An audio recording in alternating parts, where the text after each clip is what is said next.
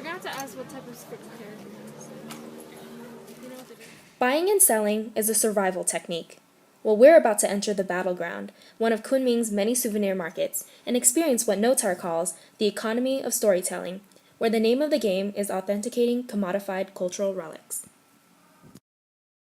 As my fingers ran through bags of tea leaves, pearls, and ancient currency, the shop owner's stories would emphasize just how old or how culturally exotic they were. But all we could think of were Notar's words, describing how shop owners skillfully make their items look antique. At this point, we were convinced that nothing was truly authentic, so I decided to take a break and buy something I had always wanted, a Chinese chop. Little did I know this shopping experience would make me realize that maybe we've been going about this the wrong way. What does authentic mean anyway? To the shop owners, it means historically significant items, or items that are genuine, in terms of their material or in terms of their antiquity. But is this definition of authentic items being historically significant and genuine true?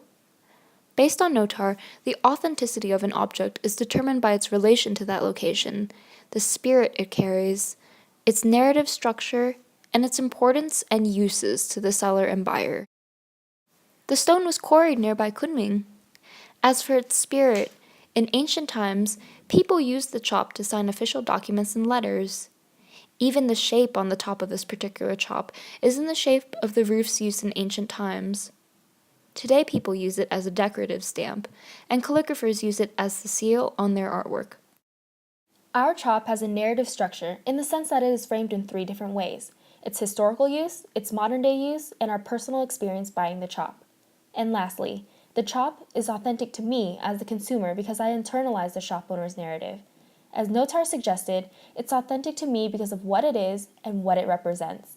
I surely see it as a trophy or a token from China to bring back in order to tell my own authenticating narrative about my brand new chop.